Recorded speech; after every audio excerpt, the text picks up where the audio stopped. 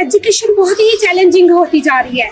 हर कोई पेरेंट्स चाहता है कि वो अपने बच्चे को एक ऐसे स्कूल में, एक ऐसे एजुकेशन सिस्टम के साथ ना डाले जहाँ पे उसकी ओवरऑल डेवलपमेंट हो पाए, वो अपनी एकेडमिक में तो ग्रोथ कर पाए लेकिन उसके साथ साथ उसकी पर्सनैलिटी को भी डेवलप कर पाए। जी हाँ, welcome to the podcast Manjeet. आज मैं आपको लेकर आई हूँ सेंट फ्रांसिस स्कूल सिंगावाला, जो कि मोगा डिस्ट्रिक्ट में है।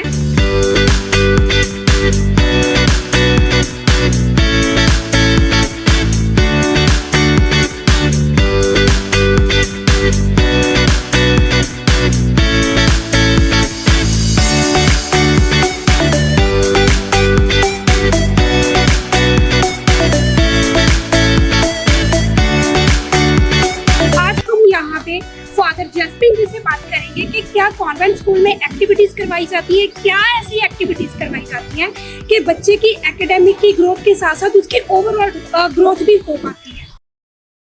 जैसे कि मैं आपको पहले बता चुकी हूँ कि आज हम आए हैं Saint Francis school Singawala Moga.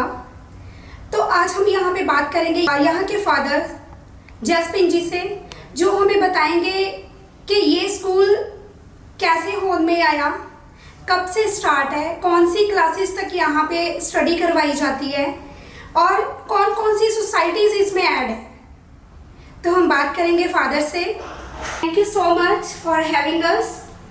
So father, सबसे पहले हम बात करना चाहते हैं कि आप प्लीज़ हमें बताइए कि कॉन्वेंट स्कूल कैसे दूसरे एजुकेशन सिस्टम से खुद को डिफरेंट डिफाइन करता है। Thank you for the opportunity. Pleasure is all mine. St. Francis School, Moga, is a unit of Kursajodi Capuchin group of institutions. हमारा स्कूल पंजाब में, वो चेन ऑफ स्कूल्स पंजाब में नियर अबाउट 45-50 ईयर्स से है। हम शुरू किया था Gurdaspur area and Malwa region में हम शुरू किए थे, particularly this school post-COVID. It's a society-owned school run by Capuchin Fathers of Kursajodi Province, Northwest India. Under our society, we have 22 schools. Largely, all of them are ICSE syllabus, a handful of them with CBSE syllabus area-wise. So father, my second question is कि आज के time में convent school कैसे दूसरे education system से खुद को different define करता है।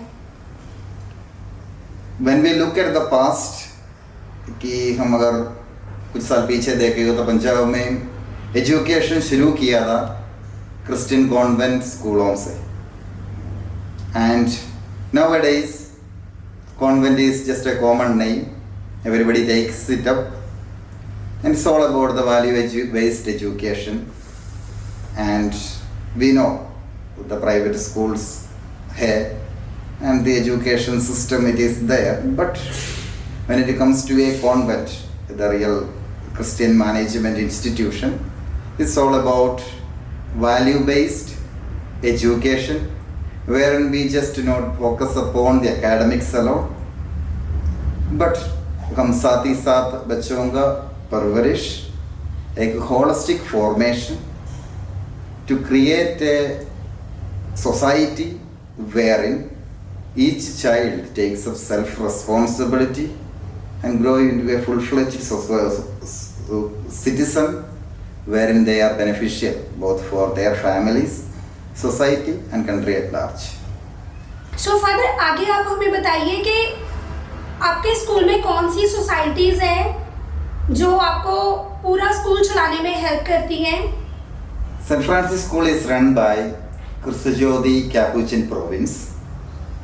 St. Francis School Moga is a unit of Kursajodi Capuchin group of institution. जैसे मैंने आपको बताया 20-22 स्कूल्स हैं, उसमें से एक है, ठीक है। एंड हमारा वैल्यू बेस्ड एजुकेशन जो शुरू हुआ है 50 साल पहले, we try to continue that. तो सर, आगे मैं बात करना चाहती हूँ कि जैसे जिस एरिया में आपका स्कूल है, मोस्टली अराउंड रूरल एरियाज ही है, राइट? सो आपके स्कूल में जो स्टूडेंट्स हैं उनके पेरेंट्स कुछ पढ़े लिखे भी हैं, एजुकेटेड भी हैं, बट कुछ कम पढ़े लिखे लोग भी हैं। तो सबसे पहले जैसे अगर मैं विलेजेस की बात करूं तो विलेजेस के लोग थोड़ा इतने बड़े स्कूल में आने से झिझकते हैं कि यार हम बात कैसे करेंगे, हम रिसेप्शन पे जाके क्या बोलेंगे, वहाँ पे तो हिंदी बोलेंगे, इंग्लिश बोलेंगे। एक कॉन्वेंट स्कूल के लिए जो लोगों के माइंड में एक बना हुआ है सेटअप कि नहीं, कॉन्वेंट स्कूल में सिर्फ इंग्लिश चलती है। तो क्या आपके स्कूल में ऐसे पेरेंट्स को डील करने के लिए आप कैसे करते हो? See, our school is situated, I don't fully agree, but in a rural, but yet, हम मोगा डिस्ट्रिक्ट है ऑलमोस्ट 10 किलोमीटर Yeah. पार है, एंड मोगा अक्सर जितना मेरा एक्सपीरियंस मैं जानता हूँ, इट इज मोर और लेस हर एक फैमिली से एक आधा लोग तो विदेश में होता ही है, Definitely, sir. That is a fact. Yeah. And जो लैंग्वेज है अक्सर हम सारे चाहते हैं कि बच्चे अंग्रेजी बोले बिल्कुल। या it's a medium of communication, कोई भी लैंग्वेज हो it's a medium of communication. इसमें यह नहीं है कि सिर्फ अंग्रेजी जानना चाहिए, पंजाबी नहीं, हिंदी नहीं, it's all about language of medium of communication. ठीक है, हमारा स्कूल में जब तक मेरा जो स्कूल का है, हर एक स्टाफ, मैं ये तो क्लेम नहीं करूँगा हर स्टाफ पंजाबी परफेक्टली जानते होंगे, नहीं, but we have staff in the front desk who are very fluent in Punjabi, Hindi as well as in English. Okay, and largely ये concern रहता है, जब तक मेरा limited experience है केरस एरिया में, largely ये concern रहता है कि हम स्कूल के साथ कैसे गलबात करेंगे, कम्युनिकेट करेंगे। अक्सर ये एक डाउटफुल सिचुएशन होता है, but I am in Punjab almost 10 years now। मैं पंजाबी तो पूरा समझता हूँ, लेकिन I prefer to speak in English or Hindi. That is, but that is my way of being. And but my staff who are here, all are good in proficiency in language, and each teacher will have a personal touch with the parents. They will speak the preferable language what they want, and they will not be kept in a place wherein they have to. The parents have to be hesitant about approaching school. Okay. जैसे कि अभी father ने बताया कि इनके school में language का कोई इशू नहीं है, तो मैं रिक्वेस्ट करती हूँ सारे पेरेंट्स से जो इस डर से स्कूल में एडमिशन के लिए नहीं आ पाते कि वहाँ पे लैंग्वेज की दिक्कत आएगी, हमें समझ नहीं आ पाएगी, हम कैसे डील करेंगे। तो मैं उनको रिक्वेस्ट करती हूँ कि ऐसा कुछ भी नहीं है, डरने की कोई बात नहीं है। अगर कोई स्पीक पंजाबी बोलना चाहता है तो स्कूल में पंजाबी स्टाफ भी आपको मिलेगा अच्छे से गाइड करने के लिए। कोई हिंदी बोल रहा है या फिर कोई इंग्लिश में कम्युनिकेशन करना चाहता है, मीन्स कि तीनों लैंग्वेज में आपको प्रॉपरली स्टाफ मिलेगा जो आपको हर तरह से गाइडेंस देगा और आपकी प्रॉपर हेल्प करेगा। तो हम आगे अपनी बातचीत को लेकर चलते हैं। फादर से हम बात करते हैं कि फादर, जैसे आजकल के जो स्टूडेंट्स हैं वो डिसिप्लिन से दूर होते जा रहे हैं, है ना? तो आजकल के स्टूडेंट्स को कैसे कंट्रोल में किया जा सकता है? Slightly wrong formation of discipline. Okay. Discipline ये नहीं होता, discipline एक way of life होना चाहिए। जी। It's all about giving the children, making them self-responsible. Okay? हाँ, डिसिप्लिन भी स्ट्रेस अपॉन हम इसलिए बोल देते हैं कि अक्सर हमारा सोच ये है कि अगर बच्चे डिसिप्लिन में ग्रो हो जाएंगे, सक्सेसफुली वहाँ पहुँचेंगे। It's all about self responsibility. Think about हमारा बारे में सोच लो और किसी के बचपन, अपने बचपन के बारे में सोच लो। 3-4 साल में हम कुछ भी नहीं कर पाते थे, लेकिन आजकल के बच्चे काफ़ी कुछ कर रहे हैं। Okay, and actually what we need to train them into or direct them into, that is what I say, कि self responsible बना दो। अक्सर बच्चे matured है, ठीक है, and as they grow in, 3 साल से स्कूल में आते हैं, लेकिन हमारे पास से निकलेंगे near about 17 या 18 year. When they go, they should be self oriented as well as dedicated. With a self-esteem, they should come out, and they will be successful in life. Sir हम discipline इसलिए stress करता है कि life में कुछ ना कुछ बनना है, but that will happen when we have a self-responsibility they take up the very small age. अगर ऐसे बड़े होते जाएंगे तो बच्चे सक्सेसफुल ही हो जाएंगे. Discipline is the part, is setting right the things, having a personal timetable and of what to do at what time. तो फादर मैं आगे आपसे पूछना चाह रही हूँ कि जैसे आज के टाइम में अगर हम बच्चों की बात करें ना तो वो सोशल मीडिया की तरफ ज़्यादा एडिक्टेड होते जा रहे हैं, फ़ोन नहीं छोड़ते. मतलब उनको ये होता है कि बस सोशल मीडिया स्क्रॉल करते रहे है ना. तो आपके स्कूल में ऐसी कौन सी एक्स्ट्रा एक्टिविटीज़ करवाई जाती हैं कि बच्चों को वहाँ से फोकस कम करके थोड़ा एजुकेशन की तरफ लाया जाए? Media and digital media is a reality. Definitely. We cannot escape from it or we cannot bypass it. जी हाँ. हाँ, सब फर्क ये है जब हम बड़े हो रहे थे यह सब नहीं था, बिल्कुल. हमने देखा, लेकिन हम भी इसमें से काफ़ी दूर तो नहीं है. टाइम ऐसे ही वेस्ट होता है. बट हम इसलिए सोच रहे हैं कि हमने सही इस्तेमाल कर रहे सोशल मीडिया का, हमें पता नहीं. And it's a new concept which we are born into, और हमने थोड़ा रीजनिंग के बाद इसको यूज़ कर रहे हैं और अक्सर टाइम बहुत वेस्ट ही होता है. But think about a brighter future wherein our children, the new children, they are born into this era. So they will be the better exponent of this social media as such.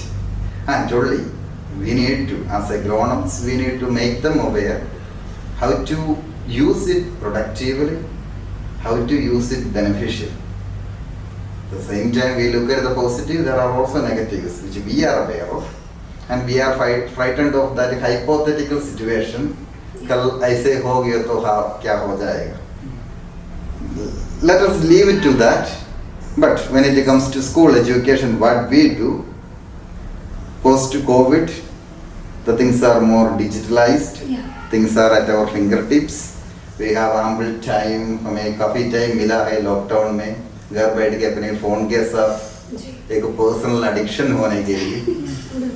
And that हम इसी से थोड़ा frightened है, बच्चे या ना हो जाए.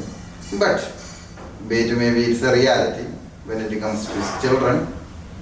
We can not keep them always away from it, but at the same time we can allow them or we can make them to be better use of this media, social media. And there are a lot of opportunities if there is a proper direction is given, guidance is given. It is not the school just alone, it is parents, whoever the persons we are grown. It is our responsibility and we are also new to it. So there will be difficulties, but of course when it comes to school, we are also active in social media as a group, as a team, as an educational institution. Our own digitalization and all the things are happening. But the studies, like olden times, different than olden times, nowadays it is at the fingertips.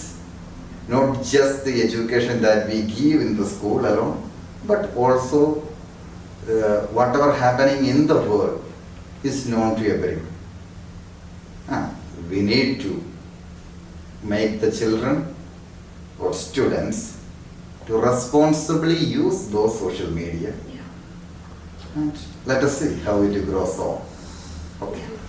So Father, thank you so much. बहुत अच्छा लगा आपसे बात करके. आपने school के बारे में जितना भी हमें बताया. तो लास्ट में मैं आपसे ये रिक्वेस्ट करना चाहती हूँ कि आप स्कूल के बारे में कुछ क्या आपका स्कूल को लेके क्या मोटो है, मतलब आने वाले 5 सालों तक आप स्कूल को कहाँ तक देखना चाहते हो? See, our school's motto is a journey of wisdom, love and service.